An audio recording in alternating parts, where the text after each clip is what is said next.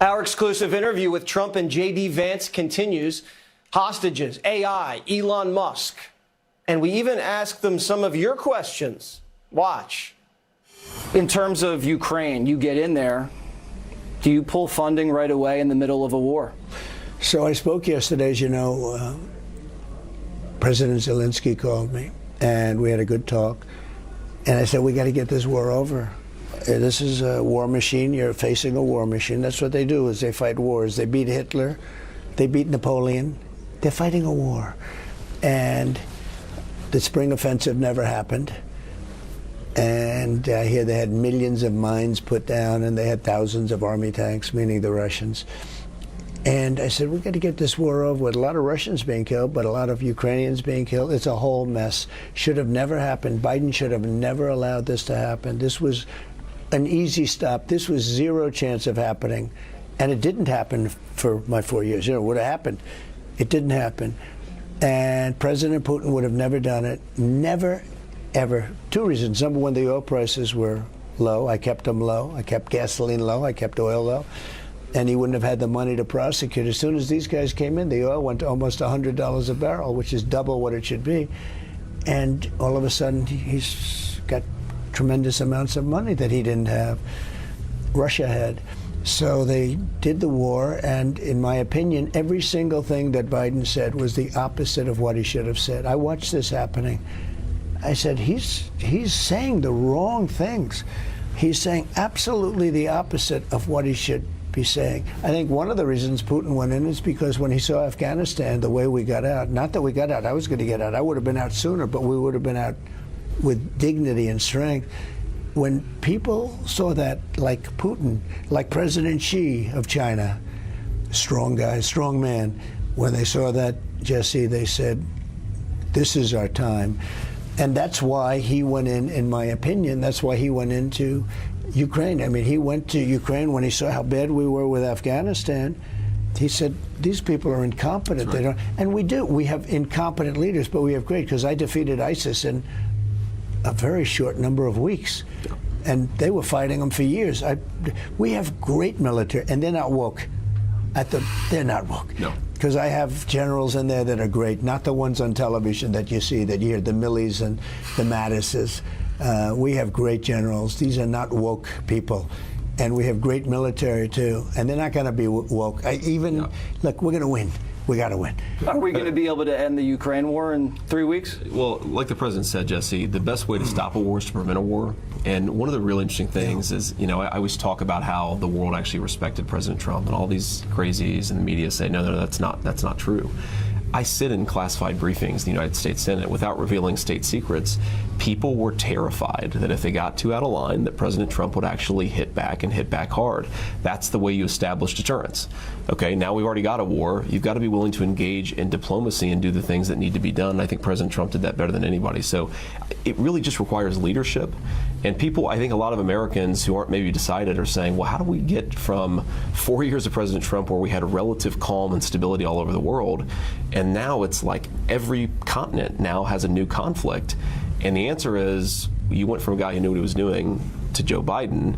And whether it's Joe Biden or somebody else, it's going to be the same policies, the same staff, the same diplomats. We need to completely change course and change direction. That requires us to elect President Trump. American hostages still in there. Gaza? It should be a scandal. It should be the biggest scandal in the country. We have Americans, not Israelis. Of course, we wouldn't get the Israelis. American citizens being held by terrorists. The president seems not to care about it. Hostages in Russia. Evan. We're going to get them all back. How? I'm going to make a phone call. We're going to get them back. We're going to have them back fast. What's your plan for AI? Well, we're going to be big for AI, but you know, AI requires unbelievable amounts of electricity. Absolutely. You know this. Do you know we need twice as much electricity as we currently have in our country for AI? But the environmentalists won't let you produce it. They want wind. The wind is blowing today. The whole thing, it's the most expensive hoax in the world. The wind, it kills our birds. If you want to see a bird cemetery, go under a windmill sometime. You'll see a bird.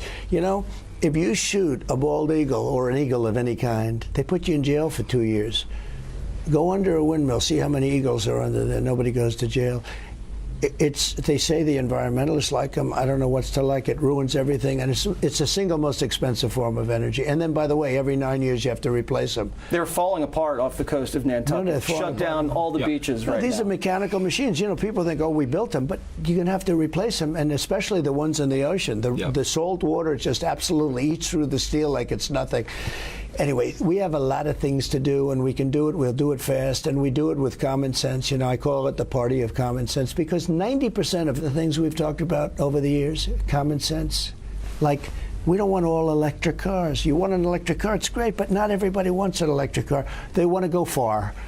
They don't want to pay China, or they don't want to pay too much because an electric car is more expensive. Does Elon Musk hate it when you bash electric cars? Well, I love Elon, and I have to tell you this about this. He endorsed me.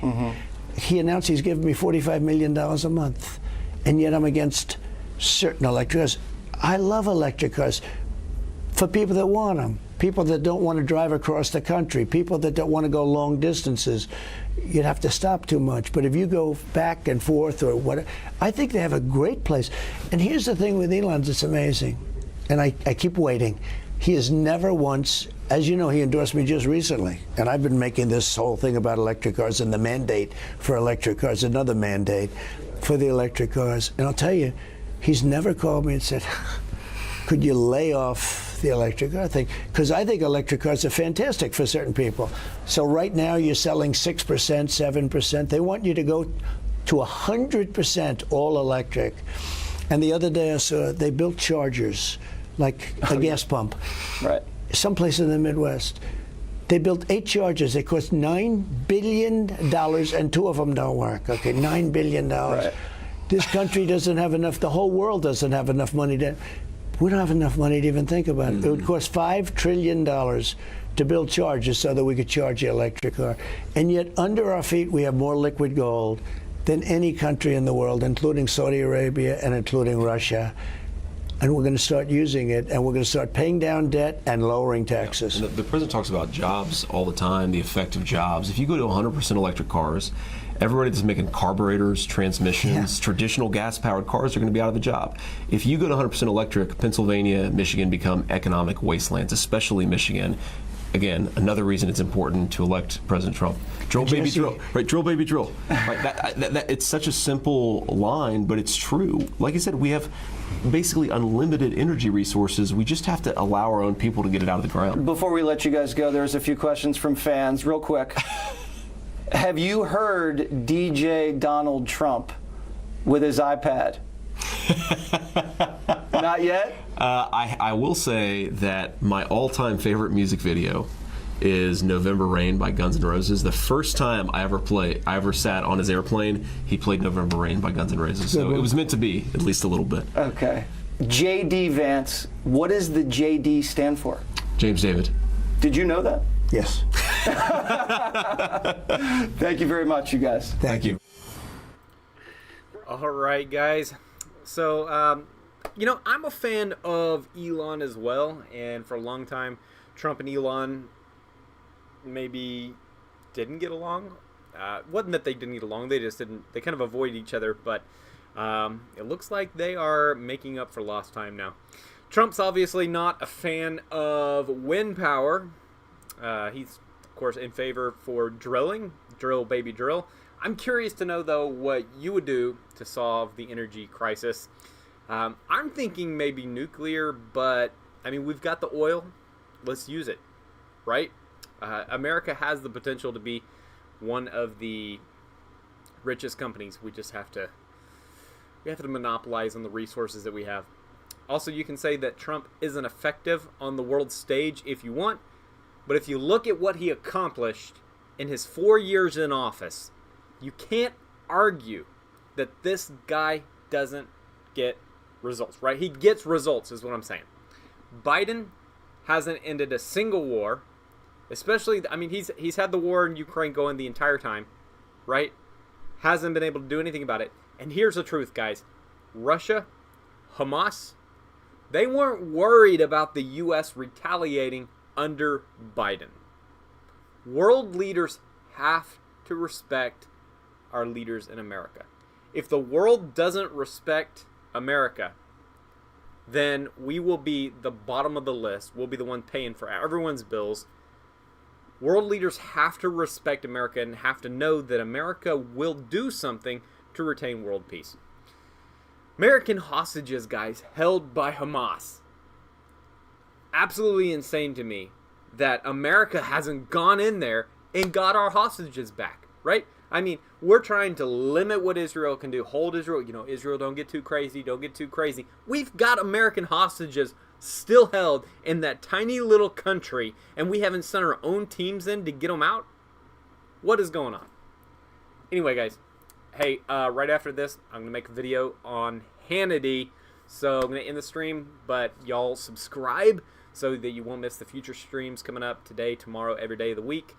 And leave a like, guys. Hit that thumbs up button. It helps out the channel. I appreciate it so much. And I will see you.